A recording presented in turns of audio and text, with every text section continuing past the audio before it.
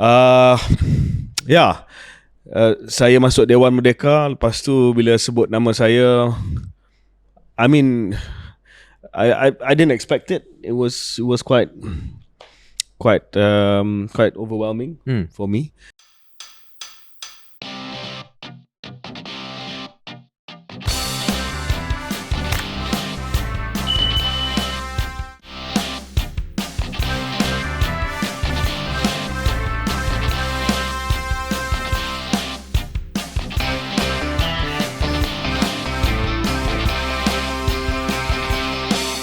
Assalamualaikum, selamat datang ke episod 185 Keluar Sekejap bersama saya Syaril Hamdan. Dan saya KJ. KJ ni kali pertama kita berdua di sofa pada tahun 2026 dan kali pertama semenjak KJ meraihkan 5 dekad, 5 siri. Apa perasaan dalam kedua-dua konteks tersebut KJ? Well, pertamanya of course satu gembira sebab kita dapat bersama dalam sofa KS sekali lagi, sebab walaupun kita dah cuba eksperimentasi dengan pelbagai format yang berbeza dengan host tetamu yang berbeza, tetapi produk asal inilah Syaril dengan saya. So apa pun kita kembali kepada kami berdua untuk menjadi trust kepada produk KS. Dan saya rasa untuk tahun ni of course kita akan terus eksperimentasi dengan format lain, dengan host lain. Mungkin kita akan bawa bakat baru, kita akan ada tetamu-tetamu yang lebih hangat daripada tahun lepas. Tetapi at the end of the day, this is how it started and we should always continue with this from time to time. Ya, betul lah. Macam mana? And then of course ini satu milestone yang besar. Dan ada beberapa majlis meraihkan, majlis yang kecil bersama dengan keluarga, majlis yang agak besar saya pun hadir bersama dengan sahabat-sahabat daripada pelbagai industri ataupun pelbagai latar belakang. Menarik tengok diversity dia lah. Tapi dari segi refleksi, mungkin I would say that this is it lah, you know. This is it. Because bila kita sampai usia 40 tahun, saya sentiasa kata dia punya runway tu agak panjang sikit lah. You have time to rise and fall a few more times. Tapi bila dah sampai usia 50 tahun tu, the room to rise and fall again tu dah tak banyak sangat lah. Naturally, because the runway becomes shorter and shorter. So you know, at some point I have to make a run for it lah, for whatever it is, because you know, time is getting catching up basically. Tapi tidakkah KJ merasakan bila ada majlis besar seperti mana yang saya hadir tu, dia bukan semata-mata memikirkan apa yang boleh saya capai esok, tapi apa yang telah saya capai sepanjang hidup. I think it's important to look back. Of course, stock take memang penting, dan saya rasa banyak yang saya telah pun melalui. Tetapi you know, when you reach a milestone, you can either look behind or you can look in front, obviously. Dan saya rasa momen untuk saya mengimbas kembali itu dah selesai. Sekarang saya kena pandang ke hadapan lah. Dan saya kena buat perancangan untuk tahun-tahun yang akan mendatang, dengan syarat ataupun dengan caveat bahawa apa yang saya telah belajar selama 1 dekad yang lepas ini adalah kita boleh buat perancangan, tapi akhirnya ialah Tuhan yang menentukan, dan kita kena, we have to be resilient and also versatile enough to handle apa-apa liku yang akan ada dalam perjalanan tersebut. I mean, it sounds all motherhood statements, all these kind of things, tapi that's life. And I'm looking forward to dekad yang akan datang, dengan harapan bahawa bila kita tengok runway tu semakin singkat, kita boleh buat penerbangan yang kita nak lah. Kalau boleh saya just buat one quick reflection KJ, sebab saya pun baru melepasi umur 40 tahun. And KJ sebut tadi perancangan tu akhirnya yang tahu hanya Allah SWT lah. So dalam semangat kita pun dalam sebulan lagi masuk Ramadan, I went to, when I was masa cuti tempoh hari, saya pergi ke solat Jumaat lah di negara yang saya pergi tu. Dan khutbah dia ada satu line yang teringat lah, which is quite basic but good to remember, which is, yesterday is gone, tomorrow is not yours, tomorrow is God's, Allah's. What you have now is today. So kadang-kadang saya fikir we look back or we look forward, tapi penting untuk kita fikir apa yang kita buat hari ni dan sekarang. Dan adakah kita menjadi insan dan hamba Tuhan yang lebih baik hari ni, and not worry so much about yesterday or tomorrow, which I know kita as self-proclaimed high achievers, kita sentiasa nak fikir apa yang kita boleh capai besok. But it's important to remember tomorrow is not guaranteed what we've got is today. But I also think what you do today of course prepares you for tomorrow. Or the real tomorrow. The big So, tomorrow. with that reflection, I'm humbled. Alhamdulillah, to reach 50, it's in itself for anybody. It's a blessing. Half century, It's a blessing. Dalam It's a half century. It's a blessing. Because not many people reach the century. So I'm thankful to God for that, and 50 not out. Again, thank you terima kasih kepada semua lah yang telah menyokong KS and by extension myself in this journey. Alright. Kemudian KJ juga melalui satu pengalaman yang saya pasti mengujakan pada beberapa hari sebelum ini. Tidak lain tak bukan kemunculan KJ di Perhimpunan Agung UMNO. Dan tu topik PAU ni kita nak bincang topik besar pada hari ni lah. Maybe you want to start not just about PAU but your own experience. So sebenarnya daripada beberapa bulan lepas saya dah dapat satu pesanan daripada Datuk Dr. Akmal, Ketua Pemuda UMNO Malaysia. Dia ada sebut bahawa mungkin untuk PAU kali ni, Perhimpunan Agung UMNO, Perhimpunan Pemuda UMNO, untuk tahun 2025, so kita kena explain kepada pendengar dan penonton kenapa PAU 2025 sedangkan kita dah sampai tahun 2026. Sebab PAU tahun lepas ditangguhkan disebabkan pilihan raya negeri Sabah kot, so because of that, it's still the AGM for 2025 tetapi dijalankan pada tahun 2025. Anyway, saya dapat message daripada Dr. Akmal, kata dia nak jemput semua bekas ketua-ketua Pemuda UMNO Malaysia ke Perhimpunan Pemuda UMNO Malaysia dan dengar dia punya ucapan dasar. So saya kata okeylah, kalau jemputan itu untuk semua tak adalah nampak janggal sangat. Saya seorang yang pergi, mungkin ada yang salah tafsir kata ada agenda nak bawa balik KJ dan sebagainya. So saya kata in principle, pada prinsipnya saya setuju. Dan pada minggu lepas, kalau tak silap saya 2 minggu lepas, dia hantar message kata on ke tidak. Saya kata I'm okay, but dia kata dia nak bawa ke mesyuarat Esko Pemuda UMNO dulu untuk mendapat persetujuan daripada Jawatankuasa Pemuda UMNO Pusat. Dan semua dalam jawatankuasa tu setuju untuk jemput semua bekas Ketua Pemuda UMNO Malaysia, termasuk PMX. Ramai yang mungkin dah lupa, ataupun untuk generasi yang muda, mereka tak tahu yang Datuk Seri Anwar Ibrahim juga pernah pegang jawatan Ketua Pemuda UMNO Malaysia. Datuk Seri Najib juga, saya rasa 4 Perdana Menteri datang daripada jawatan Ketua Pemuda UMNO Malaysia. Mungkin selepas ini 5 ataupun 6, tak tahu siapa. But anyway, so saya dapat jemputan dan saya pun fikirlah, because walaupun saya setuju pada prinsipnya, bila saya dapat jemputan daripada Akmal, saya pun terfikir, saya tanya kawan-kawan saya lah, saya tanya, should I go, should I not go. Ada yang kata jangan pergi dulu sebab tak tahu apa respon daripada Presiden. Ada yang kata pergi saja sebab meraihkan jemputan. Ada yang kata berhati-hati sebab Akmal sekarang ni nampak dia kontra dengan Presiden. Sebab sejak 2 minggu ni nampak macam Akmal punya pendirian berbeza sangat dengan Presiden.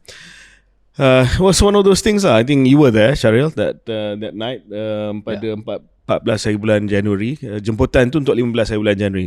Then these are things which I don't know, I don't think it's coincidence, I think it's providence. Saya rasa ini adalah benda-benda yang ditakdirkan oleh Allah, bukannya kebetulan. Saya pergi ke tahlil sempena dengan pemergian almarhum Tun Razak yang ke-50 dan juga Tun Raha yang dianjurkan oleh keluarga Tun Razak di Pantai Dalam, Kampung Kerinci, dan Masjid Ar-Raha.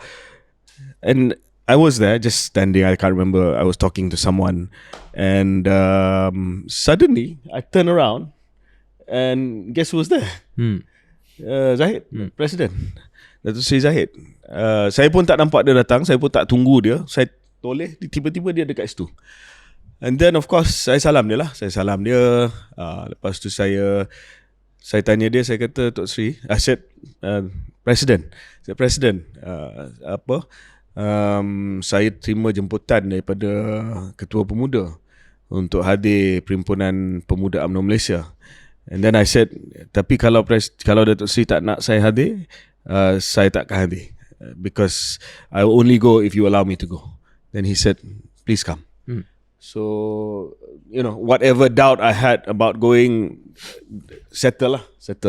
Jadi saya pergi dengan hati yang terbuka. Saya ucapkan terima kasih kepada Datuk Seri Zahid bagi restu kepada saya pergi, dan saya pergi. Nasib baik saya bukan satu-satunya Ketua Pemuda. Datuk Seri Nazri Aziz, Chief Nazri was also there.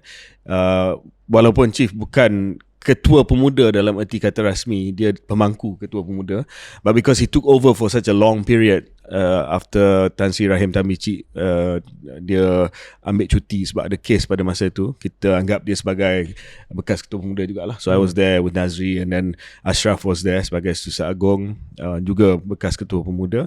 Anyway, to cut long story short, saya masuk Dewan Merdeka. Lepas tu bila sebut nama saya, I mean, I didn't expect it. It was quite overwhelming for me. Yalah, itu pemuda. Mungkin pemuda ni dia rasa bersemangat lain bila dia tengok bekas Ketua Pemuda. But I can't say that I wasn't overwhelmed lah dengan respon daripada audience, daripada crowd tu. Yeah. Oh, that sounds good. Saya pun nampak video klip tu, nampak emosi KJ yang sudah tentu tersentuh dengan satu pengalaman itu, walaupun sudah ratusan kali barangkali masuk ke Dewan Merdeka, tapi tak sama setelah apa yang berlaku bila belakangan. Exile ni masuk balik. Bila masuk balik sudah tentu dia ada perasaan dan sentimen yang berbeza, bukan hanya dalam Dewan itu sendiri tapi dalam jiwa sanubari KJ sendiri. So I'm very happy for you. Nampak macam ada, kalau nak kata terjamin bahawa KJ akan kembali semula pun belum terjamin, tetapi it's a big step. I mean, nampak ada clarity. Mungkin saya nak jelaskan sebab ramai yang semenjak hari tersebut tanya saya, ataupun last night my own mother asked me, can you tell me which cawangan you have joined? So saya terpaksa bagi tahu dia, I'm still not an UMNO member. Technically it's not. Belum lagi apa-apa berlaku. Saya jawab kepada media, saya kata let's take it one step at a time. I mean, saya dah cakap berulang kali di KS ni bahawa of course my first choice, my heart still with UMNO. But I think this is a process lah. It's a process. There has to be kepercayaan dan trust on the side of President, on both sides, I guess, and we have to do it. If this is the way forward, kena dibuat dengan penuh adab dan juga kepercayaan dua-dua pihak. Dan barangkali clarity itulah, kejernihan apa yang sebenarnya KJ nak dan apa yang sebenarnya option mana yang nampak lebih, itu yang paling penting kot dalam kita cakap umur 50 dan sebagainya. That's important, right? Otherwise doubt dan bukan kesangsian, tak tahu perkataan yang tak jelas, agak tak best lah. But I mean, the long and short, I would say that UMNO dengan saya, I guess kita berdua ataupun dua entity ni, we're in a good place right now lah. The best place in 3 years. Which doesn't mean I will not offer fair comments. So maknanya KS masih boleh hidup? I mean, still keluar sekejap. Masih keluar sekejap. Ada yang bagi cadangan kena tukar nama dan sebagainya. I think nama tu dia dah kekal lah. Apa jadi pun still keluar sekejap. The brand is the dan brand. Dan kalau ada benda yang saya tak boleh cakap, of course saya boleh cakap. I'm still here. So maybe let's test that. Kita uji hipotesis itu, adakah KJ sanggup memberikan ulasan yang adil dan seimbang, bermula dengan refleksi tentang Perhimpunan Agung itu sendiri. Kalau boleh saya bagi just the rumusan awal lah, then maybe we can start talking about it kan. Kalau tanya saya, nampak dari yang jauh sedikit, membaca laporan, berita dan sebagainya, nampak ada beberapa rumusan ataupun yang telah dipersetujui lah dalam Perhimpunan Agong ni, topik-topik tertentu. Satu, saya tengok tema berkenaan dengan kolaborasi agong ataupun payung besar Melayu, yang mana menjadi antara intipati utama yang dicakap berkali-kali dalam pentas berbeza dalam 3-4 hari Perhimpunan Agong itu. Dan rumusannya akan dibentuk, sepaham saya, satu jawatan kuasa lah untuk mengkaji apakah kesesuaian dan apa sebenarnya bentuk kolaborasi agong ini, tapi dengan syarat yang mana Datuk Zahid cakap 2-3 kali saya dengar dalam klip itu, tak mengganggu kestabilan kerajaan perpaduan hari ini. Jadi itu satu. Kedua, yang adjacent sikit, saya nampak UMNO tegas bahawa dia tidak akan komit, belum bersedia untuk komit apa sebenarnya strategi dan formula masuk pilihan raya. Dia seolah-olah memberi bayangan, okey, kita boleh kerjasama dengan PH tapi tak janji, tak jamin. Boleh jadi dengan orang lain, boleh jadi go solo dan sebagainya. Jadi UMNO kekal dengan cara optionality itulah yang saya rasa tak mengejutkan bagi kita. Kita dah baca benda ni, nampak ke arah itu semenjak ada tension, ketegangan bersama dengan DAP. This was always going to happen. They were never going to commit to PH sebab dah ada drama dengan DAP ni. Membawa saya kepada tema ketiga, saya nampak DAP also loom large in Perhimpunan Agong this year. Banyaklah yang disentuh tentang DAP, sama ada bantai habis DAP ataupun Datuk Zahid dia bagi sedikit cushion lah. Dia kata ini adalah team B DAP, memberi bayangan bahawa actually there are some groups, ada kelompok dalam DAP yang UMNO boleh lagi bekerjasama. Saya nampak yalah dia sebagai TPM mungkin perlu mainkan peranan itu, tak terlalu all out, tapi dia bagi Akmal dan orang lain all out lah dalam soal naratif bantai DAP tersebut. So 3-4 benda tu, dan adalah cadangan-cadangan dasar yang mungkin kita boleh bincang nanti UPSR PT3, tapi dari segi politik tu 3-4 yang saya nampak je. Ya, mungkin tu rumusan yang sangat baik dari segi apa yang telah berlaku pada Perhimpunan Agong UMNO. Sebelum saya bagi ulasan, saya cuma nak bagi satu pandangan bahawa, ataupun saya nak bagi satu reflection that isn't it, do you not find it extremely extraordinary, luar biasa, bahawa parti yang hanya mempunyai 26 kerusi di parlimen mendapat perhatian yang sangat-sangat luar biasa, yang sangat besar bila mereka mengadakan Perhimpunan Agong UMNO. I feel, and I hope I'm not being biased, again, this is for you to reality check me lah, tetapi parti lain punya perhimpunan, convention, muktamar, dia tak dapat perhatian seperti mana PAU. Even today, with UMNO being the arguably second rank Malay party and fourth rank party in parliament. So 3 refleksi KJ. Satu ialah ada kemungkinan kita sebagai orang bekas orang UMNO, orang yang mirip dengan UMNO, we might be slightly blinkered sikit lah. Okay. Mungkin. So kena price that in sedikit. Refleksi kedua ialah bahawa ini yang saya sebut dalam episod lepas, paradoks antara UMNO dan PAS ni sebahagian daripada paradoks itu. Di mana walaupun macam KJ sebut, sokongan terhadap UMNO itu dalam pilihan raya ke pilihan raya tak meningkat, malah menurun. Tetapi pengaruh UMNO dalam politik sebenarnya jauh lebih besar daripada kerusi yang dia ada. It's not proportionate, dia disproportionate.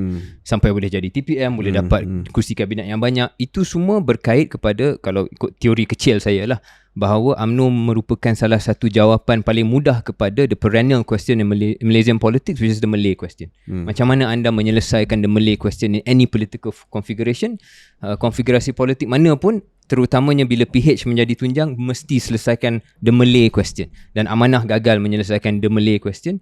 PAS waktu dalam Pakatan Rakyat tak jadi kerajaan, hari ini adalah UMNO yang menyelesaikan the Malay question walaupun hanya dengan 26 kerusi. Refleksi ketiga yang lebih tajam sikit, kalau boleh saya berikan pandangan sedikit kontra, ialah yes, kita boleh, ataupun KJ sekarang ni, boleh rasa sedap dan orang UMNO boleh rasa happy. Dan ada ketika dulu bila saya betul-betul dalam arena UMNO, saya pun rasa macam wow, best. There's a sentimentality untuk melihat dalam perhimpunan ini begitu banyak perhatian, kita rasa motivasi yang tinggi, kita rasa inilah sebenarnya satu medan politik yang tak boleh ditandingi oleh mana-mana parti yang lain. Tapi ada satu istilah Gen Z sekarang ni, it's called cope. Copium. I think it's a bit of cope. Yeah. Iaitu it's the same movie. We've seen this movie play out. Iaitu dalam setiap perhimpunan agung ataupun dalam setiap perkumpulan besar UMNO akan ada bermacam-macam pengumuman, percakapan yang menjadi buah mulut terutamanya orang UMNO dan orang Melayu, akan memberi motivasi kepada ahli UMNO balik ke cawangan dan kampung masing-masing dan ada buah mulut dan dia akan berjalan. Dan media Free Malaysia Today, Malaysia Kini semua akan lapor dan jauh lebih banyak daripada PAS ataupun Muktamar dan PKR dan sebagainya. Ada. Tapi tak ada pun sebenarnya sampai hari ni diagnosis kenapa UMNO asyik hilang sokongan. Bertahun-tahun semenjak 2018 sampai 2022 punya kekalahan, masih belum ada satu teori yang saya dengar lah dalam keluar daripada UMNO ataupun kepimpinan UMNO. What exactly is wrong with UMNO? Kenapa orang Melayu semakin menjauhi? Yang ada ialah pelbagai versi cope ni lah. Kita dapat menangkap minat media. Begitu, inilah parti keramat kita. Media minat, orang minat bercakap UMNO. Maknanya ada lagi hati dalam hati orang Melayu ni, UMNO ni dekat. All of this can be true. Semua ni boleh benar KJ, tapi juga datang dengan satu hakikat data yang tak boleh dinafikan, which is the support is dwindling. Sure. Jadi saya rasa baik, bagus, dan saya sebagai orang yang pernah menjadi pemimpin dalam UMNO sudah tentu rasa benda ni saya boleh relate. Tapi bila saya duduk jauh sikit, saya melihat is this really kebangkitan, naratif kebangkitan, ataupun sebenarnya ni sama dengan 2019, 2020, 21, 22 pun best juga lepas PAU. Yeah. And in the end, what happened? Yeah. I take your second point as the permulaan perbincangan kita, iaitu paradox. Was that second point or first point? Second point. First one was just whether we're overstating. Okay. Second point, paradox. Maknanya walaupun kedudukan UMNO, poin ketiga, semakin merosot, tetapi UMNO akan cari macam apa-apa jalan untuk kekal relevan. Dan saya rasa that was what this power was about. Pertama, ada satu langkah strategik daripada pihak Presiden untuk memastikan bahawa selepas PRU16 segala kemungkinan ada pada dia.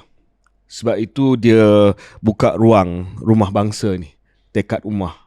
Maknanya akan ada jawatan kuasa untuk jemput semua, sama ada individu ataupun parti on block Melayu, untuk bincang tentang masa depan bangsa. Tak sebut tentang kerjasama politik, tetapi sebut tentang masa depan bangsa.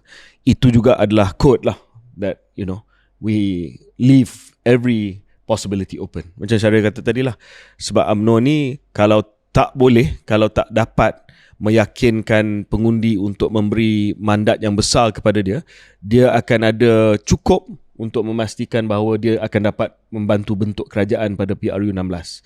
So the strategic was, we're going to make sure that all options are open so that we can form the next government.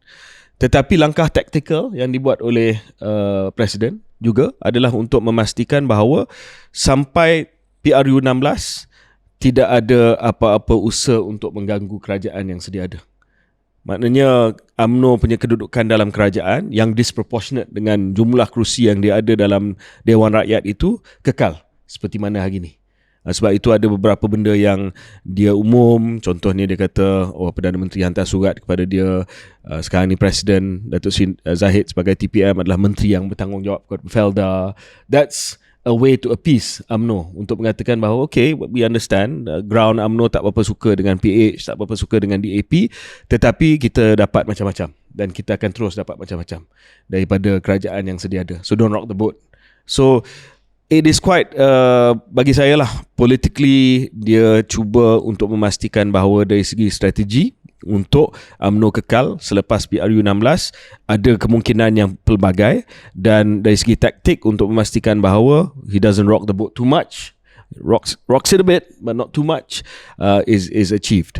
Dan saya nak sebut bahawa ini semua datang daripada pelbagai data points dan juga datang daripada pelbagai perkara ataupun beberapa perkembangan yang akan berlaku pada tahun ini. First data point that UMNO, and I think everyone yang terlibat dalam politik tanah air kita, sedar sama ada melalui survey ataupun melalui anecdotal evidence adalah bahawa despite walaupun apa yang telah pun dibuat oleh kerajaan perpaduan hari ini, pengundi Melayu masih lagi tidak memberi sokongan majoriti kepada this configuration lah yang sedia ada, maknanya PH dan BN, and they know this.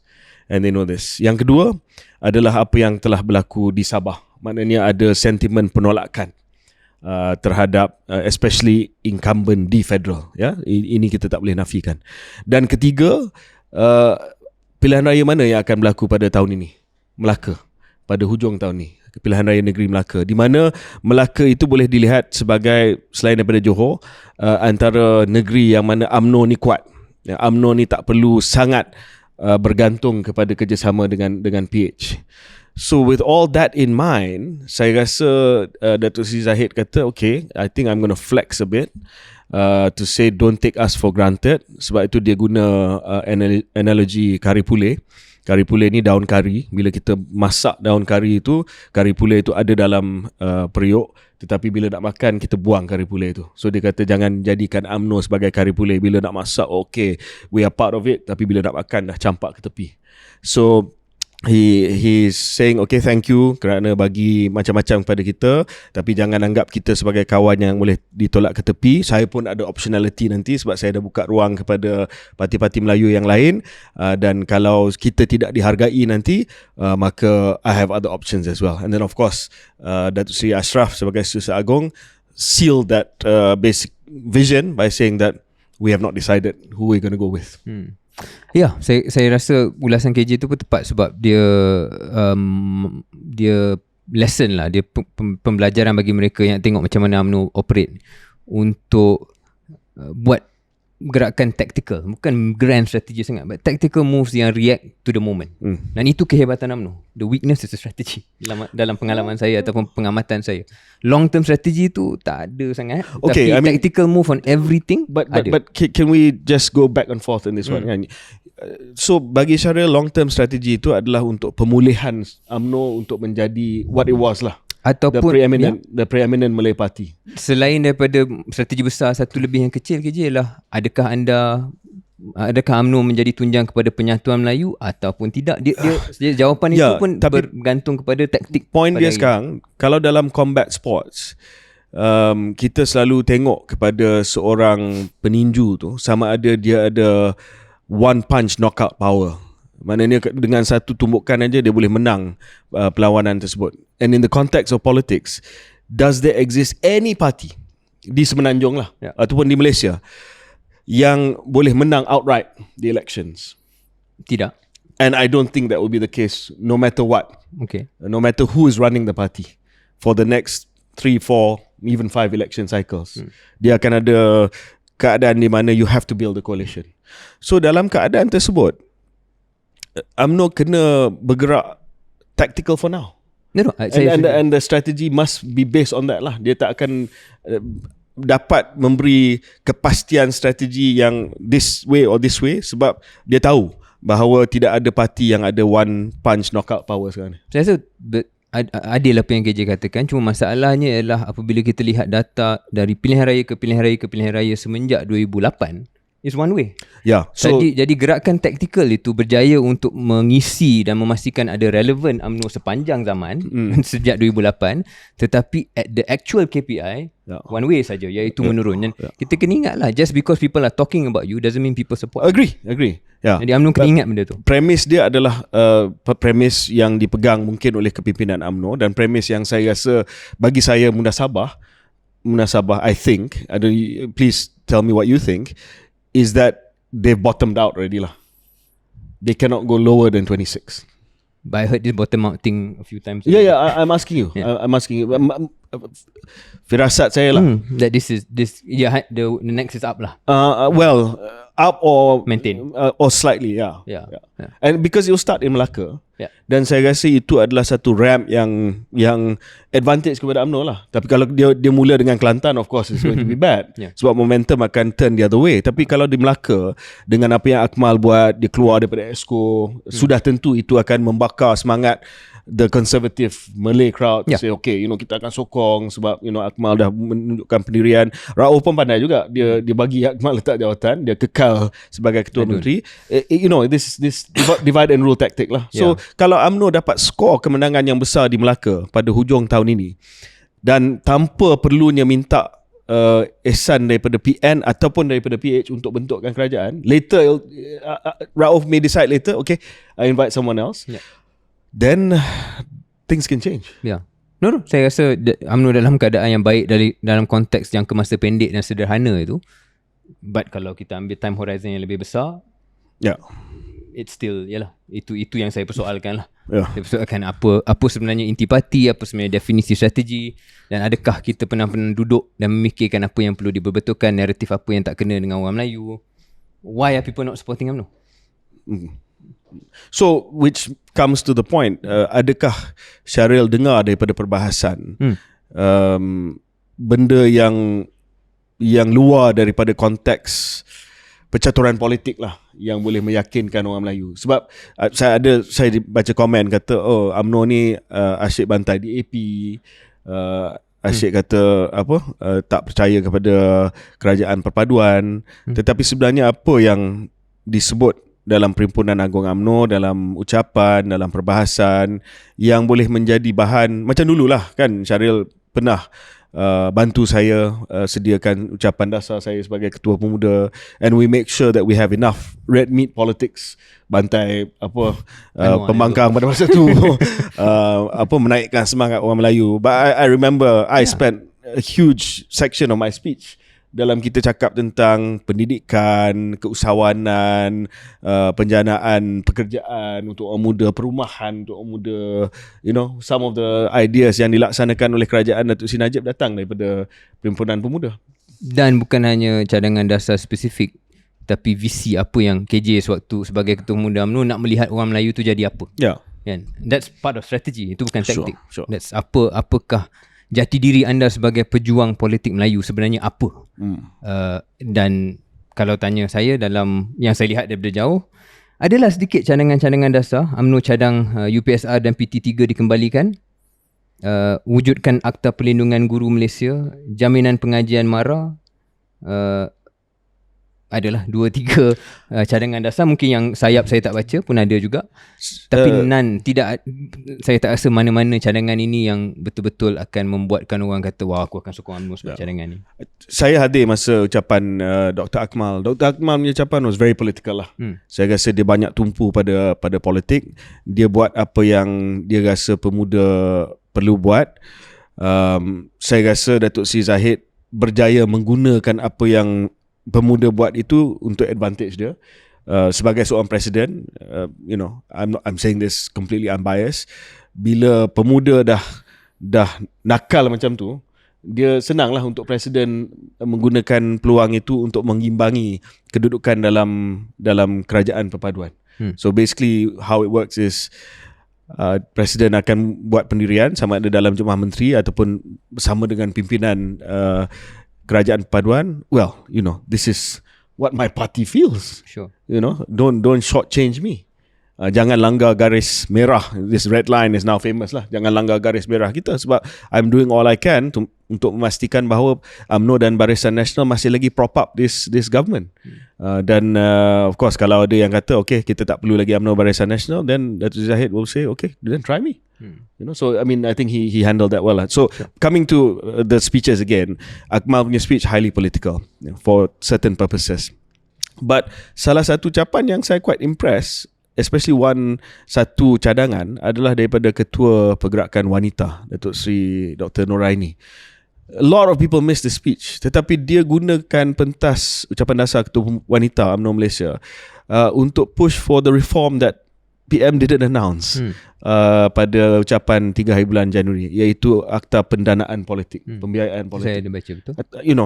Kalau ada yang kata UMNO ni tak pernah cakap tentang isu yang berkaitan dengan institutional reform ataupun policy dan sebagainya, this is a clear example. Ketua no less than Ketua Wanita UMNO Malaysia, a sitting cabinet member, seorang ahli jemaah menteri yang membangkitkan soal pendanaan politik yang saya rasa sangat-sangat penting. Kalau kita tengok kepada salah satu daripada kontroversi skandal selama 1-2 pilihan raya di 3 pilihan raya ni adalah soal all this bags of money during the election yang akhirnya akan disita oleh Tan Sri Hassan Baki.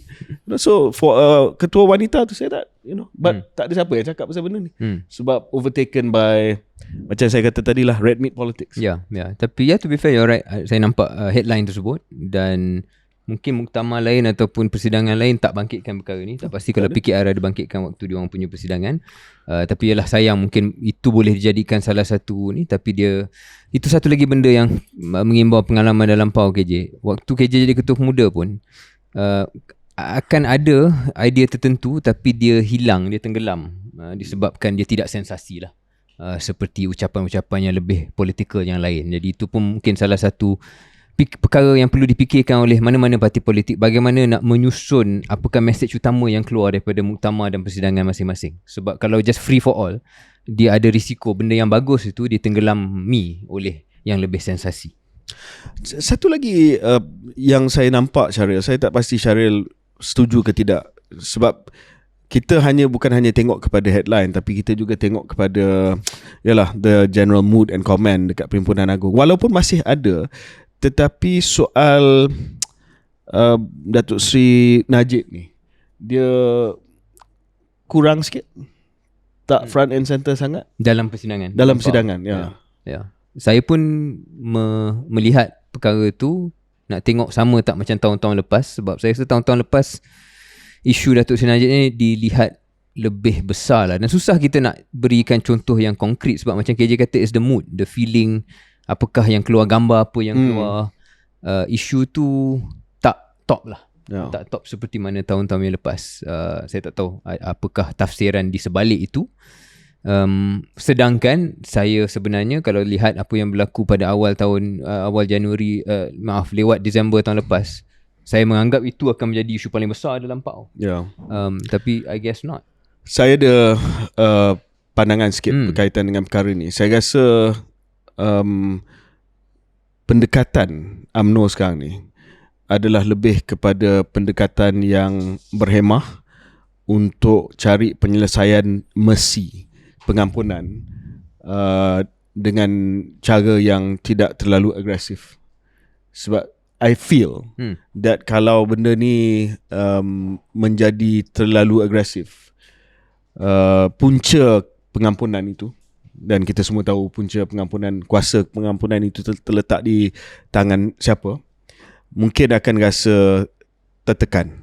Dan I think this change of tack is towards untuk meyakinkan benda itu tidak rasa bahawa ada pressure daripada UMNO dan sebagainya. Mungkin benar, tapi persoalannya, wasn't that obvious from day one? Saya pun bagi saya itu patutnya dah dipikir 2 tahun lepas kot. Tapi mungkin atas sebab-sebab lain pendekatan yang lebih agresif dibuat dulu, dan sekarang inilah naratif untuk menenangkan penyokong Datuk Seri Najib bahawa UMNO still on your side. So kalau kita nak cynical, saya rasa boleh dilihat sebegitu, tapi in the end hasilnya lah yang akan jadi bukti. So soalan yang mungkin kita nak tutup segmen ini adalah what now for the unity government? Saya rasa it will last until the election lah. Tetapi dengan pelbagai benda yang dah disebut pada Perhimpunan Agung UMNO, saya tak pasti Syaril tengok ke tidak, sebab dalam ucapan penggulungan Datuk Seri Zahid dia sebut bahawa yang kita tak suka ni Team B DAP. Maknanya ada yang kita boleh terima lah. Tetapi Anthony Locke dah jawab hari ni, tegur, kata jangan kata DAP ni berpecah. Basically, there's no Team A, Team B in DAP lah. Dah ada pushback. So apa Syaril rasa mood dalam kerajaan perpaduan selepas ini? Adakah ia akan menjadi mood penuh dengan syak wasangka untuk 2 tahun akan datang? Sebab orang dah tahu pilihan raya akan datang, we can't trust you because the moment parliament is dissolved we're going to be enemies again. So esprit de corps ataupun semangat berpasukan dalam kabinet ini akan merosot, ataupun adakah mereka akan just gelak lepas tu not wink we know why you had to do this, let's just continue. Tak pasti dalam kabinet macam mana. Mungkin ada kesan sedikit, tapi kesan yang lebih besar barangkali dalam peringkat, bukan dalam kabinet lah, kepimpinan parti secara keseluruhannya dan juga yang lebih di akar umbi. Saya rasa ni tahun 2026, so saya rasa dah tak ada masa untuk mengubah dinamika ni. This is the final dynamic. Ni dinamika yang akhir sebelum pilihan raya ke-17, iaitu dinamika macam disebut tadi, ada ketegangan, ada kesangsian dan ada norma di mana pemimpin-pemimpin sederhana dan kecil akan mula bantai sama sendiri. Saya lihat ini akan bertambah bukan berkurangan lah. Dia akan maintain trend di mana bukan hanya Dr. Amal tapi mungkin ada pemimpin-pemimpin UMNO lain yang akan sekali-sekala bantai DAP khususnya, dan mungkin parti lain dalam PH kalau dilihat perlu dan sesuai. Pada masa yang sama pemimpin DAP dan juga PH yang lain kalau dirasa sesuai pun akan balun balik UMNO. So that will be the dynamic, dan itu akan sudah tentu tidak membantu ke arah sebarang objektif untuk masuk ke pilihan raya bersama. Adakah ia akan memberi kesan kepada prestasi kerajaan perpaduan? I think these are all hands lah. So saya rasa antara Anthony Loke dengan Datuk Zahid, dia tahu macam mana nak urus. Sama juga masa macam apa ni, sewaktu Perikatan Nasional dan Keluarga Malaysia punya kerajaan pun nampak dah ada anticipation akan ada pergaduhan selepas pilihan raya, tapi waktu dalam kerajaan tu boleh saja berfungsi dengan biasa. Last question. Kalau kita nak tengok dari segi gerakan yang strategik ni maksudnya satu parti yang boleh menjadi, UMNO boleh kembali menjadi parti yang preeminent untuk Melayu dan untuk negara kita. Dan untuk mencapai strategi tersebut mestilah mendapat kemenangan yang besar, kemenangan yang mutlak kalau boleh lah, kemenangan yang mutlak ataupun yang lebih besar lah, yang lebih besar, tidak merudum. Okay. Kalau itu dia punya strategi, wouldn't it be, dan ini counter intuitive lah dengan nada yang kita dengar dekat PAW ni, wouldn't it just be better to just go with PH dan buat keputusan itu hari ni? Sebab apa? Sebab walaupun kita dambakan penyatuan orang Melayu, dan saya rasa sentimen itu di kalangan majoriti Melayu, dia nak tengok benda tu. Sebab dia rasa bahawa bila Melayu bersatu, kita kuat dan kita tidak boleh diperkotak-katikkan. Itu dia punya sentimen. Tetapi UMNO tahu bahawa market dia dengan PAS, dengan bersatu, market yang sama. Sebab itu mungkin perwakilan daripada Kelantan, daripada Terengganu, atau daripada Kedah, ataupun Datuk Seri Rizal Marikan sendiri, sebab dia kepala batas, dia tak gemar sangat dengan this penyatuan, because you're going after the same market. Dan market di negeri-negeri tersebut didominasi oleh PAS pada hari ini. Mana mungkin PAS akan bagi laluan kepada UMNO? Kalau bagi laluan pun sikit saja. Tetapi our markets don't clash with DAP or maybe even PKR for that matter. So dari segi strategi of reclaiming that preeminence, bukankah ia lebih senang menggunakan taktik untuk bersama dengan PH dan kita telan ajalah apa saja kritikan yang datang berkaitan dengan UMDAP dan sebagainya?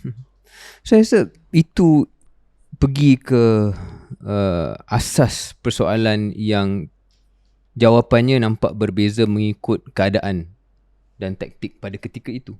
Sebab hujah yang KJ telah jelaskan itu, hujah sama yang kita mula dengar pada akhir 2021, 2022 dan khususnya lepas pilihan raya. Di mana sudah ada gerakan dalam UMNO, dipelopori sudah tentu oleh Datuk Zahid, I don't think I'm saying anything controversial here, yang memang sudah melihat lebih baik untuk UMNO dalam fasa seterusnya untuk bersama dengan PH bukan bersama dengan PN sebab marketnya sama. So waktu saya dalam majlis tertinggi pun hujah tu, ayat tu dah diguna pakai. Tapi pada masa yang sama ada satu identiti yang lain, iaitu soal penyatuan Melayu itu sendiri. So yang mana satu yang UMNO, strategi mana satu, ataupun identiti mana, jati diri mana yang UMNO sebenarnya nak ni? Yang saya rasa tak pernah sebenar-benarnya dijawab. Dan mungkin bagus untuk politik, tak payah dijawab. Strategic ambiguity forever. Both doors open. Yes, both doors open depending on the moment. Kadang-kadang kita ke sini, kadang-kadang kita ke sana, dan hari ini kita dua-dua. Sebab kita ada dalam kerajaan perpaduan dan juga kita sedang mainkan ataupun kita kata kita tak menutup pintu ke arah penyatuan. Apakah erti itu? Tak apa, besok baru kita jawab. Jadi itu kehebatan taktikal UMNO lah. Cuma risiko dia at some point the music stops.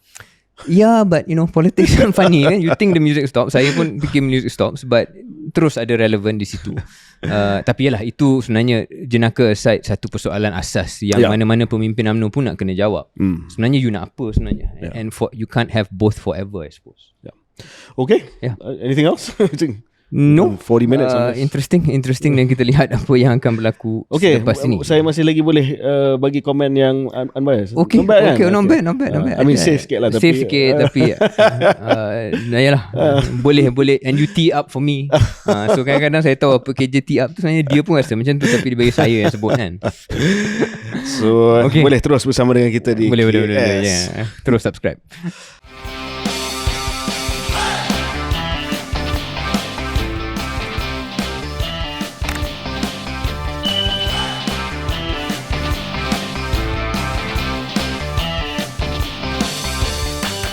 Selamat kembali ke episod 185 Keluar Sekejap. Selesai segmen panjang berkenaan dengan UMNO dan Perhimpunan Agung UMNO.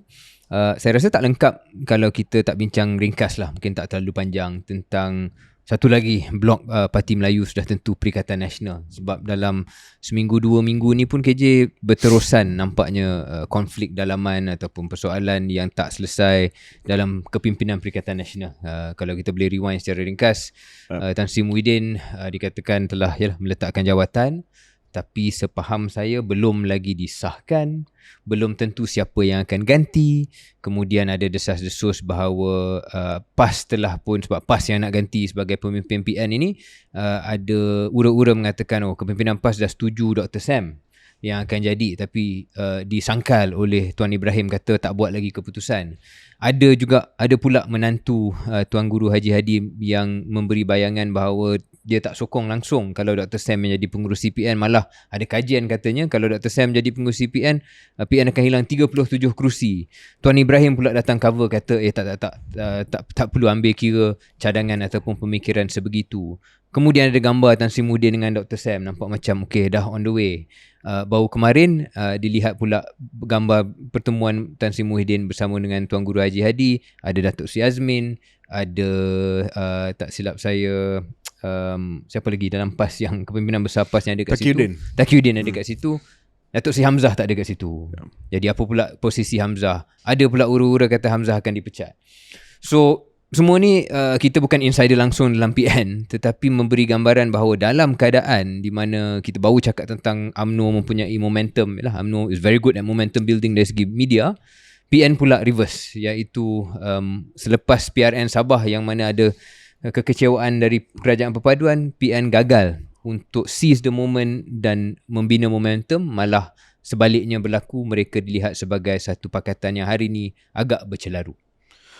Ya, saya rasa pertemuan yang kita nampak dalam gambar tu antara Tan Sri Muhyiddin, Tuan Guru Haji Hadi, Datuk Sri Tuan Ibrahim, Azmin dan juga Datuk Taki tu damage control lah. Sebab satu perpecahan besar telah pun berlaku di dalam Bersatu yang kita pernah ulas sebelum ini antara kamp Tan Sri Muhyiddin / Azmin dengan Datuk Sri Hamzah, yang membawa kepada krisis dalam kepimpinan PN itu sendiri dengan Tan Sri letak jawatan. Lepas tu PAS telah pun kemukakan hasrat parti tersebut untuk menjadi pemimpin peneraju kepada Perikatan Nasional. So nampak macam ada damage control, dan nampak bahawa daripada gambar tersebut lah, saya pun tak ada inside info sangat, tak sempat nak korek, tetapi nampak macam Datuk Sri Hamzah disingkirkan lah, ataupun peranan dia disisihkan. Ada ura-ura yang mengatakan bahawa ada usaha untuk membawa masuk balik Hamzah dengan beberapa ahli-ahli parlimen yang bersama dengan beliau di dalam Bersatu ke UMNO. Dan itu juga satu usaha yang konsisten dengan apa yang disebut oleh Zahid pada Perhimpunan Agong. Datuk Seri Zahid sebut bahawa pintu terbuka untuk semualah. Dia tak sebut KJ ke apa ke, tapi dia bagi syarat bahawa sekarang kalau dulu UMNO nampak bahawa tak nak terima langsung mereka yang dah dipecat ataupun mereka yang dah keluar, of course now the stand, pendirian dia sangat-sangat berbeza. Mungkin bukan hanya sebab apa yang berlaku dengan saya, tetapi mungkin lebih penting lagi adalah apa yang berlaku bersama dengan Hamzah dan beberapa ahli parlimen. Sebab I'm not an ahli parlimen, so no currency now. Tapi kalau Hamzah dapat tarik dalam 10 orang, then immediately UMNO akan naik lah. Tapi akta lompat parti masih lagi terpakai. Tetapi kalau mereka dipecat, then of course they are free to join another party. So Tan Sri Mahyudin dia player yang season jugalah, so he's not sack them. Tapi macam Saifuddin dah dipecat, Waf dah dipecat, so maybe dia akan ambil dia dulu, mereka dulu, dan tengok macam mana lah kemudian. Ya. Tapi KJ setuju tak dalam keadaan macam ni dia mengesahkan kekhawatiran orang yang mungkin atas pagar, yang tak minat sangat pada kerajaan perpaduan, yang menanti-nantikan satu alternatif, bahawa PN berkali-kali membuktikan mereka belum bersedia. Dia tak boleh nak rise to the occasion. He doesn't right. Maybe last minute dia boleh buat, last minute goal, 90th minute. Maybe. Tapi for now dia just not stepping up. Yeah. Tapi macam dia balik kepada perbincangan yang kita ada dengan Zaidil dan Nik Nazmi gitulah. Mungkin pas dia ambil masa untuk menentukan bahawa they are ready, dan dia ada orang yang dia rasa boleh tangkap imajinasi orang ramai. I don't know. Bagi saya dia jelas dia nak Dr. Sam ke dia nak. You think it's down to that? I guess so. Like ada cadangan daripada PAS yang kata Tuan Ibrahim dia punya calon PM. Yalah. So adakah dari mungkin kalau Tuan Guru Haji Adi tak nak sendiri ataupun atas faktor usia ataupun apa saja, kita tak nak spekulasi, it's either Tuan Ibrahim, ulama, ataupun Dr. Sam, ataupun Rafizi masuk PAS. Boleh juga.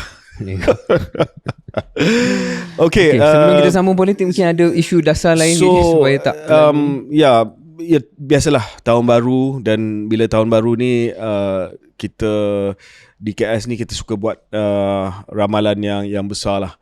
Dan saya rasa dalam bidang ekonomi ni, satu ramalan besar, kita selalu sebut tentang sistem kewangan dan bagaimana sistem kewangan ini akan melalui satu perubahan yang besar.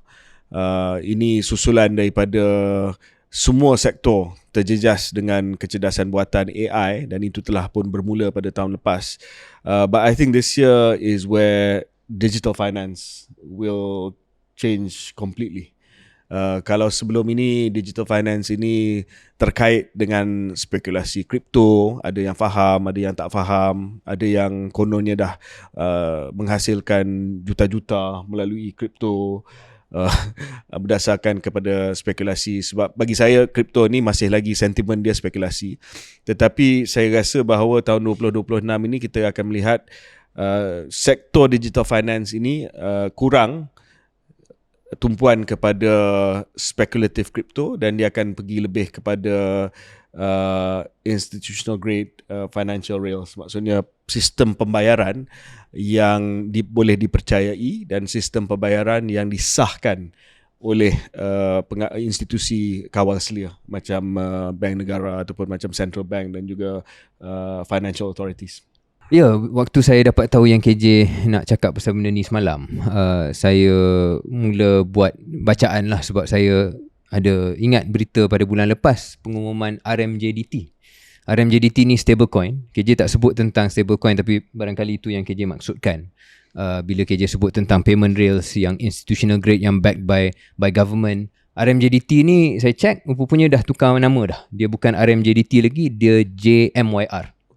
JMYR. Jadi ini stablecoin. Stablecoin ni dia bukan Bitcoin, dia bukan kripto yang kita selalu dengar, tapi dia mata wang digital yang menggunakan teknologi serupa, teknologi blockchain. Tapi ada beberapa perbezaan utama lah. Satu ialah dia stable. Maknanya dia didukung oleh satu mata wang berdaulat, fiat currency dalam konteks JMYR ni dia bersandarkan apa? Malaysian Ringgit. Nisbah dia 1-1. Yes. Okay, one JMYR adalah one Malaysian Ringgit. Okay. Di US yang selalu orang tengok adalah US TC, USDT. USDT yang mana itu nisbahnya Donald Trump. Yes, Donald Trump. So it's 1 USDT to 1 US dollar lah. Okay. So dalam konteks itu dia stable. Kemudian dia bukan diterbitkan oleh, sama seperti Bitcoin barangkali, dia bukan diterbitkan oleh bank.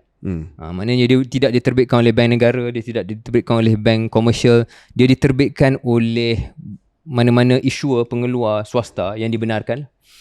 Dan dia seolah-olah, analogi dia yang tak sempurna tapi rasa ni memudahkan orang faham. Dia macam dalam Grab wallet kita ataupun mana-mana e-wallet kita. Duit tu masuk dalam e-wallet tu, tetapi berbeza dengan Grab, duit itu bukannya disimpan dalam sistem perbankan. Dia disimpan oleh whatever ada custodian lah. Dan boleh digunakan untuk menerima bayaran, membuat bayaran, menerima bayaran, dan boleh redeem balik untuk mata wang asal. Jadi kalau saya nak beli satu JMYR, saya bagi RM10, saya akan dapat 10 JMYR. Dan dia stable, dia bukan investment untuk saya untung rugi, dia kekal 10 JMYR. Dan kalau KJ nak terima bayaran daripada saya pun bagi 5 JMYR untuk KJ. Dan satu hari nanti KJ boleh convert balik dan ke ringgit. Dan kelebihan menggunakan stable coin berbanding dengan transfer biasa, transfer perbankan yang biasa adalah ia lebih cepat. Dan dia mungkin tidak, kos dia kurang. Sebab dia tak melalui pelbagai intermediary lah. Dia tak melalui intermediary, dia cepat, dia boleh dapat diselesaikan dalam beberapa jam sahaja. Mungkin beberapa minit saja berbanding dengan mungkin 1-2 hari. Kalau antarabangsa. T+1, T+2 kalau antarabangsa. Dan dia kos dia adalah jauh lebih rendah berbanding dengan real kewangan ataupun sistem kewangan, transfer kewangan yang biasa. Tapi saya nak tanya Syahril, sebab ini tak dikeluarkan oleh bank negara. Dia menggunakan teknologi blockchain, distributed ledger lah basically, untuk memastikan bahawa semua tahu tentang apa-apa perubahan kepada ledger ataupun maklumat tersebut, untuk memastikan bahawa tidak ada ketirisan, tidak ada pemalsuan dan sebagainya. Dikatakan dikeluarkan oleh sebuah syarikat tempatan, Zetrix, for this one lah. Saya sengaja sebut Zetrix ni sebab semalam saya tengok bola dan Zetrix menjadi penaja kepada EPL di Astro. Okay. Sengaja kebetulan tengok bola. Kebetulan sebab 2-0 kan, 2-0. Yeah. Anyway, so Zetrix used to be called MyEG. So I suppose trusted company lah. Yalah, dia bukan datang daripada nowhere. MyEG handled a lot of the digital gateway for government services. So dia dah ada sistem baru ni. Betul. Satu Zetrix/MyEG, kemudian yalah, namanya pun asalnya RMJDT. Jadi tahulah dipelopori oleh TMJ. Dipelopori oleh siapa. Jadi dia bukan mana-mana syarikat yang tiba-tiba datang kan. Jadi itu soal ialah persepsi. Tapi persepsi sebenarnya is everything dalam hal stablecoin ni, dalam hal sebarang teknologi seperti ini. Sebab dia bukan bank negara, dia bukan Maybank, dia bukan CIMB, bukan bank yang kita semua rasa yakin sebab dah ada bertahun-tahun sejarah dan dah dibantu ataupun didokong oleh sistem perbankan dengan segala perlindungan dan sebagainya. Jadi kita still kena jujur je, ada risiko-risiko tertentu yang perlu ditangani oleh mana-mana pihak dan mana-mana negara yang nak membenarkan stablecoin ni berlaku. Tetapi saya rasa macam ramalan saya 2026 is a year where a lot of these things are going to change, is because yang pertamanya saya rasa pengawal selia di Malaysia yang tradisinya sangat-sangat konservatif. We have to acknowledge that for good reasons. Prudence and conservatism has been the hallmark of BNM and Securities Commission. Tetapi sebagai contoh, BNM themselves, Bank Negara Malaysia, telah terbitkan discussion paper on asset tokenization. That means they're already thinking about it. SC sendiri telah memperhalusi garis panduan aset digital dan produk pasaran modal bertoken. I mean, these are signals to say that regulators are secara berhati-hati, they are open to it lah. Dan yang kedua, ada satu akta di Amerika Syarikat yang telah pun diluluskan yang bernama Genius Act. Akta ini di peringkat global sama ada stablecoin akan digunakan ataupun tidak adalah isyarat bahawa Amerika Syarikat menandakan ataupun memberi isyarat penerimaan rasmi terhadap stablecoin pembayaran, especially with the Trump administration lah. So bila US pun dah setuju, akan ada lanskap dunia pun akan berubah. Ya. Dan macam KJ dah bagi bayangan, tapi mungkin kita tekankan sekali lagi, kenapa stablecoin ni? Mungkin orang akan tengok apa bezanya kalau dia sama RM1. Tak dia bukan investment, dia bukan pelaburan yang macam emas. Kita beli hari ni, besok mungkin nilainya lebih tinggi, aku boleh dapat untung. Ini tidak, ni langsung dia macam duit biasa dalam satu sudut dengan fungsi yang biasa. Tapi kenapa? Macam KJ sebut tadi, sebab dia mempercepat dan dia mempermudah pembayaran, terutamanya apabila dia antarabangsa. Sebab kalau antarabangsa, kita akan gunakan rail seperti SWIFT dan sebagainya yang slow dan juga ada bayaran. Dalam konteks ni saya tak pastilah percuma, ataupun kalau tak percuma pun dia jauh lebih kecil cost dia berbanding. Cuma satu lagi benda tentang stablecoin yang kita perlu fikir dan berjaga-jagalah, berwaspada. Sebelum kita pergi ke JMYR ni, yang Malaysia punya, juga ada kekhawatiran kalau saya refleksi sikit lah dan saya baca dulu. Masalah ataupun cabaran tentang stablecoin ni, katakanlah kita Malaysia, orang Malaysia, kita ada capital control. Kita ada, tak adalah capital control secara meluas, tapi ada pemantauan daripada Bank Negara tentang aliran keluar ringgit. Apabila kita, kalau kita terlalu mudah dan liberal membenarkan adaptasi stablecoin, terutamanya kalau dia USDT, aliran untuk cepat-cepat beli dan demand kepada US dollar tu boleh meningkat. Dan sekarang ini bukannya ada kawalan yang terlalu ketat, tapi Bank Negara tahulah. Kalau KJ contohnya, nak buat bayaran ke mana-mana syarikat ataupun entiti di Amerika Syarikat, lazimnya KJ akan buat bayaran melalui bank. So the regulator knows. KJ dah letak, kalau KJ $100,000 lah, $100,000 US dollar. Lebih. Kalau saya $100 je, $100,000 US dollar ke syarikat sekian-sekian. So there's a tracking and there's pemantauan.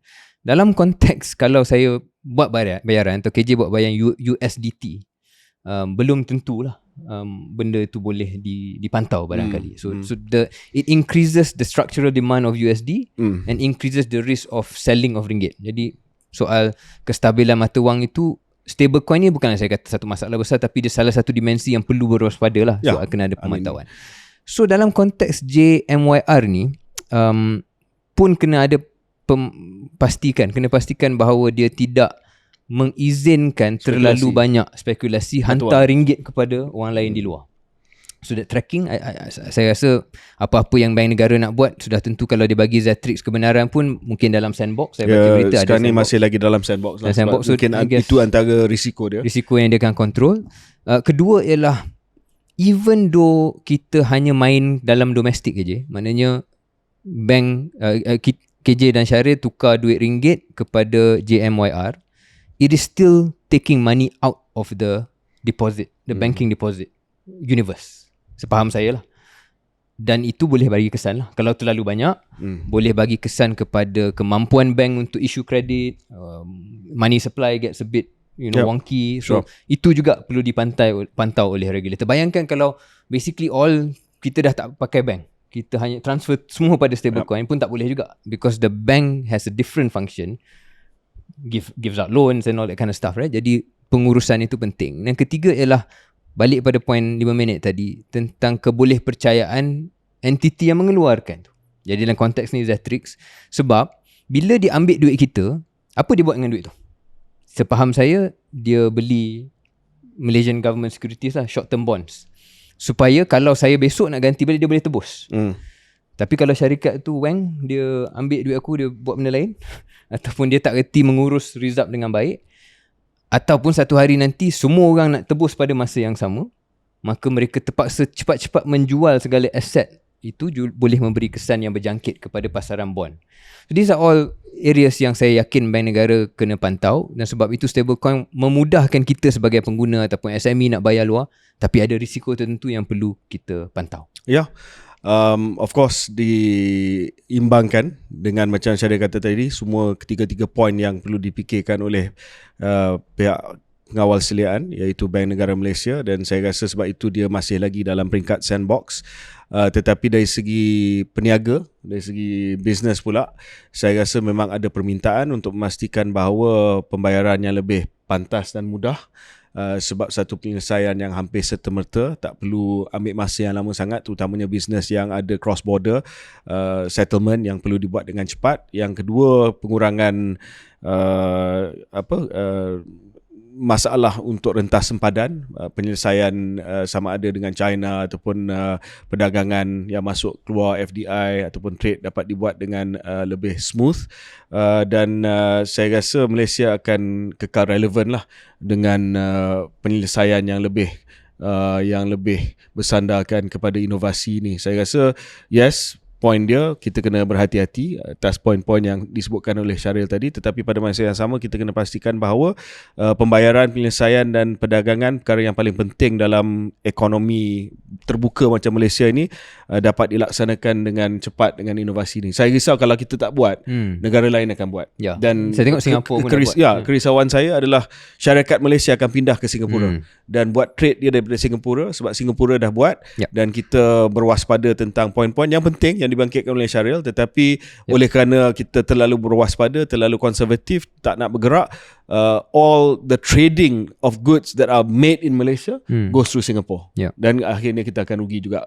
So, dan saya bangkitkan benda ni, Syaril, sebab kita ada perniagaan KSX dan kita kena buat pembayaran kepada pembekal kita di luar negara. So Memegang botol kan? Memegang botol lah, botol di luar negara. KSX ni sekarang dah sangat dah demand dia dah memang gila. Semua nak beli kita punya perfume KSX ni, especially menjelang bulan Ramadan Raya ni. Dah tak cukup botol dah ni. Saya mana-mana saya pergi, yang kita nak beli, kita tak, dah habis. Dan kita tak, bila kita bayar kita punya supplier, kadang-kadang supplier kita kata, "Oi, takes too long." So saya dengar JYMR dah buka, dia akan buka JMYR akan buka RFP ni apa? Request for proposal. Macam tender tender untuk syarikat yang ingin membina penyelesaian yang cepat melalui stablecoin ni. Dia boleh masuk dalam dia punya sandbox yang dikawal selia dekat Bank Negara dan sebagainya, dan kita boleh test. So kita kena masuk, dah boleh jadi pengguna. Kita kena try jadi pengguna. Sebab bila supplier dia call, saya kata I give you JMYR. I give you JMYR. Is there? You check now. Habis dah masuk dah. Okay, boleh try. Boleh try. Berbilion-bilion selepas ini. Okay, so untuk siapa-siapa yang nak bagi cadangan dan nak join sandbox ini untuk pembayaran, penyelesaian transaksi, pembiayaan perdagangan, kiriman wang, integrasi perusahaan dan ekosistem, bolehlah tengok kalau ada RFP nanti daripada sama ada JMYR ataupun mana-mana stablecoin yang ada dalam sandbox yang disebutkan tadi, untuk join, because I think 2026 is going to be a defining year for digital finance. Okay.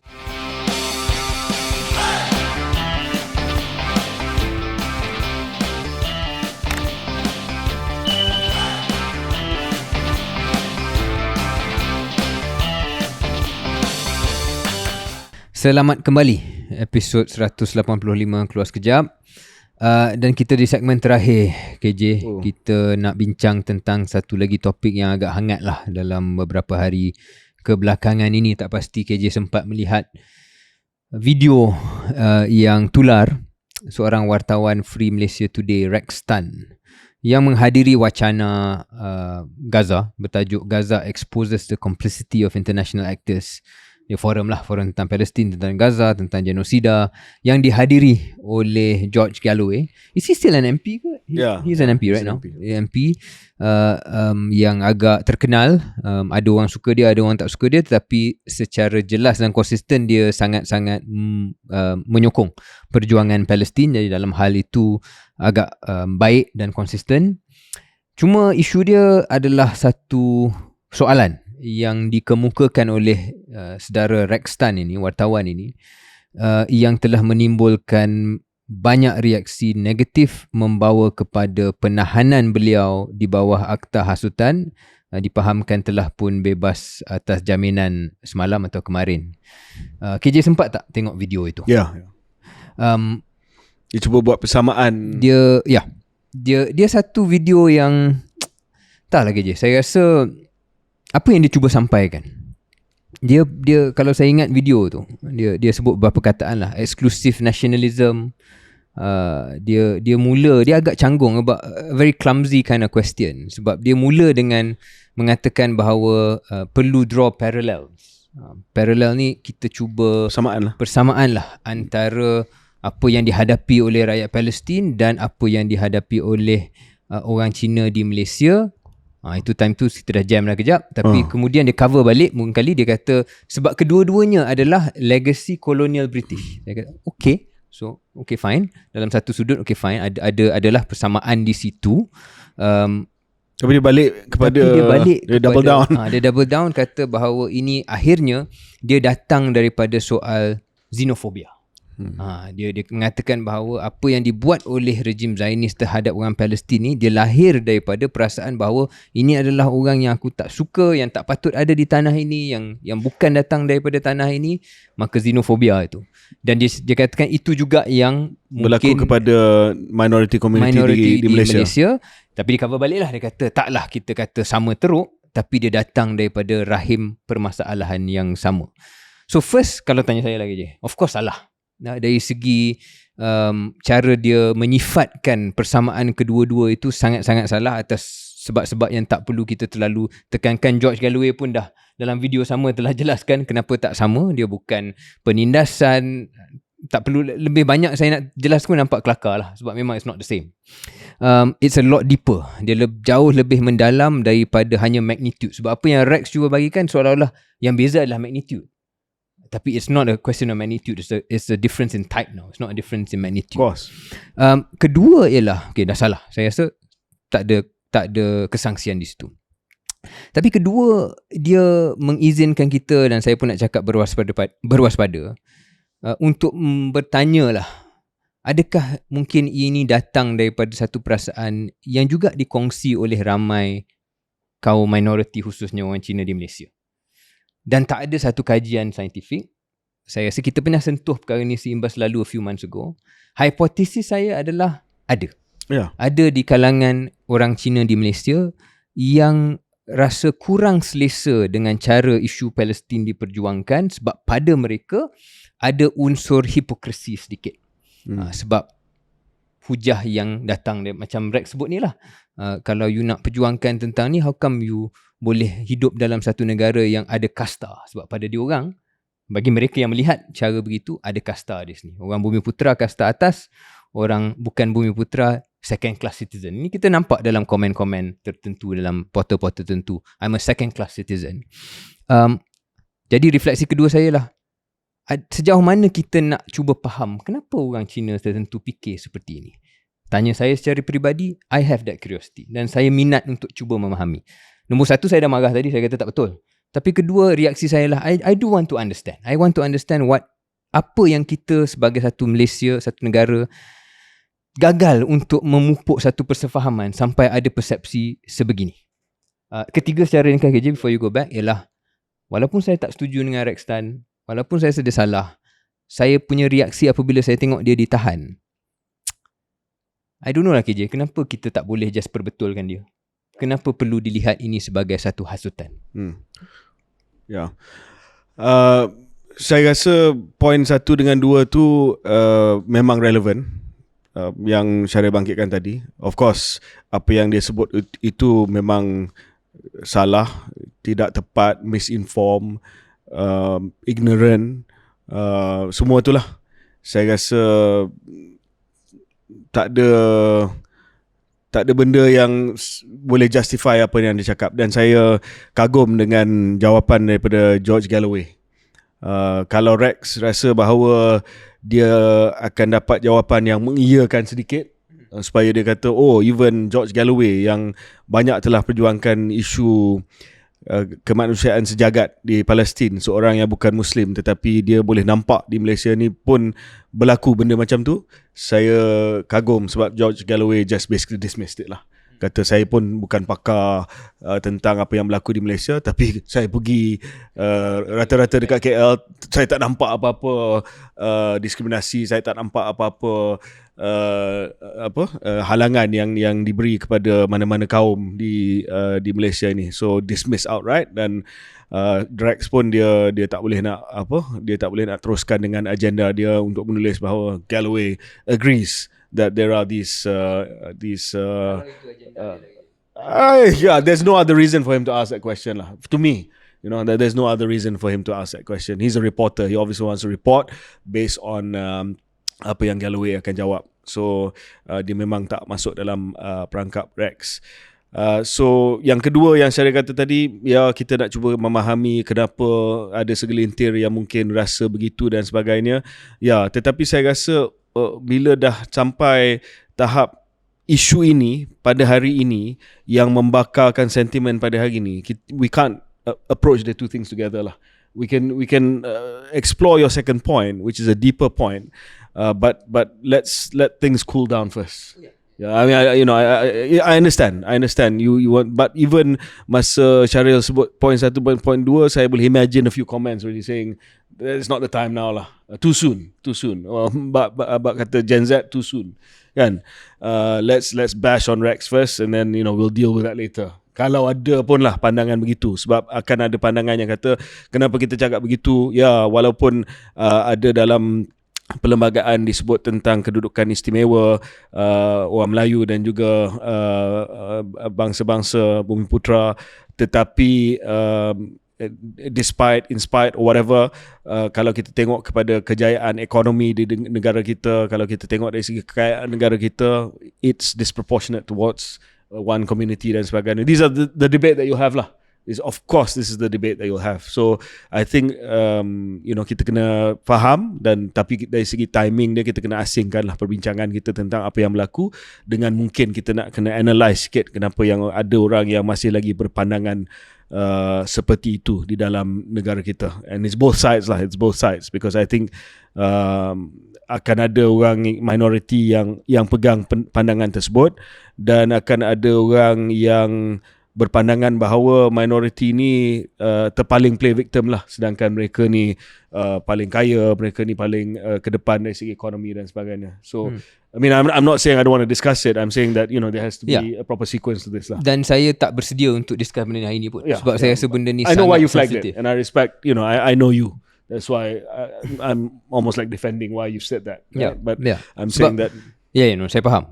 Cuma bagi saya lah, ia menyedarkan saya bahawa dia akan main benda yang sama, sebab hujah-hujah yang KJ sebutkan tadi akan dibangkitkan oleh satu kelompok kita yang tak boleh terima kenapa perbandingan ini buat. Tapi benda ni, hujah ini dah digunakan berkali-kali ataupun dah dijelaskan bertahun-tahun, tapi still ada orang Cina yang rasa dia victim. So kita ada dua option. Satu, kita kata diorang ni memang tak boleh pakai, jahat ataupun tak bersyukur dan kita boleh buang. Ataupun kita cuba fikir apakah message ataupun projek nasional yang kita kena buat. Tapi dia kena himpunkan dua-dua pandangan. Kedua-dua pandangan. It's difficult sebab kalau kita tengok sekarang ni, pandangan ni datang daripada dua sudut yang mungkin yang tak nak bertemu. Tak boleh bertemu langsung. Tak nak bertemu. Dan kita yang berhaluan tengah ni selalu cuba untuk menemukan tapi tak pernah ada apa-apa kejayaan, dan politik hari ni nampak macam tidak mengizinkan lah. Tapi balik kepada isu tersebut, we should rightly condemn what he has to say. Some point kita kena address pandangan beliau dan kenapa pandangan macam tu masih lagi wujud. Dan dia tak boleh dibuat dalam KS. Dia kena fikir betul-betul and pilih perkataan yang betul. Sure. Dan ketiga, about the action that has taken yang telah diambil terhadap Rex ni. Okay, dia telah pun ditahan di bawah Akta Hasutan. Saya rasa di dalam negara kita, kita tak boleh menghukum kalau orang itu tanya soalan yang bodoh ke, soalan yang ignorant ke, soalan yang misinform ke, soalan yang sensitif. Kita kena bezakan antara tanya soalan, walaupun saya nampak ada niat untuk provoke, dengan apa yang dikenali sebagai hate speech, which is to target and to incite against certain communities. Maknanya ada beza lah. Ada beza dia. Perlu membezakan. This was stupid, this was misinformed, this was ignorant, this was at worst nakal. This was even racially charged. Yeah. But whether it was incitement is I think dia tak sampai tahap itulah.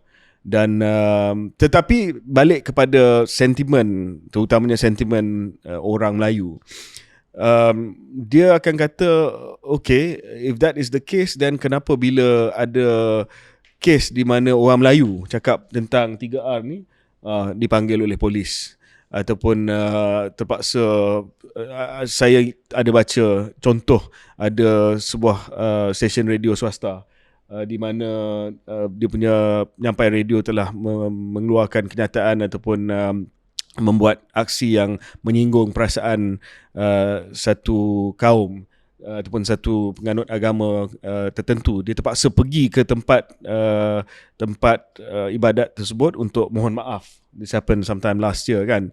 So dia kata kalau macam tu cepat je ambil tindakan terhadap orang Melayu yang dikatakan langgar 3R, tapi dalam kes ni bila ambil tindakan tiba-tiba bising, tiba-tiba kata tak boleh dan sebagainya. So saya rasa there has to be some consistency lah. Maybe sebab mungkin dalam kes tersebut tak digunakan akta hasutan. Dalam kes Rex digunakan akta hasutan. So orang nak tengok juga dari segi konsistensi. Dan saya faham, bukan saya nak justify yang Rex ni kena ditahan. Saya faham bahawa orang kata kalau berlaku kepada orang Melayu yang dikatakan buat kenyataan yang berbau perkauman ini, dia ambil tindakan di bawah apa-apa undang-undang ataupun peraturan yang menjaga isu-isu 3R ni. So I think they have to address that. Dan respon daripada saya pun nak tanya juga apakah peranan Majlis Media Malaysia ni, Malaysian Media Council yang ditubuhkan oleh Kementerian Komunikasi pada tahun lepas. Itu sebenarnya adalah majlis yang ditubuhkan untuk niat untuk self-regulate, mengawal selia kendiri industri media supaya satu hari nanti tidak lagi ada kerajaan sama ada melalui SKMM ataupun KDN yang regulate media. Tetapi nampak macam dalam hal ini dia punya teguran terhadap Rex itu kurang berbanding dengan dia punya kenyataan untuk membela Rex daripada tindakan akta hasutan. So orang pun kata ini adalah majlis yang liberal. So sekarang ni adalah antara liberal dengan tak liberal lah. Ini majlis yang liberal. Dia tak kisahlah bila berlaku kepada Melayu dia tak cakap apa. Bila Rex cakap benda ni teguran dia sikit je. Tetapi bila dia kena tangkap,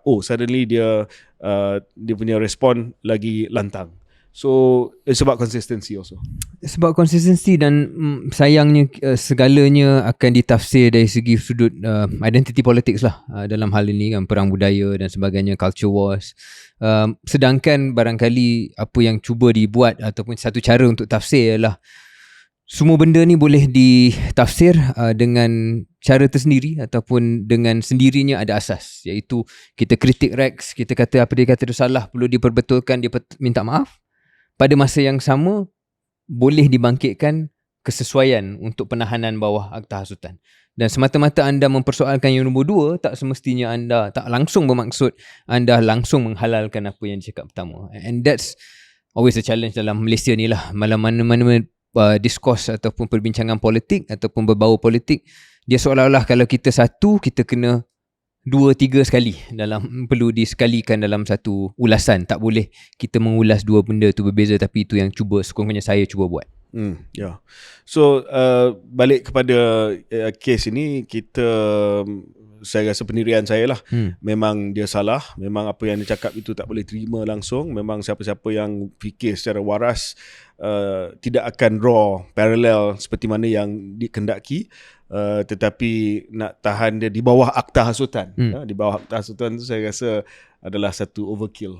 Kalau ada laporan polis, kalau dipanggil untuk bagi keterangan dan sebagainya, saya rasa itu biasalah. Tapi akta hasutan ni is an act of the state.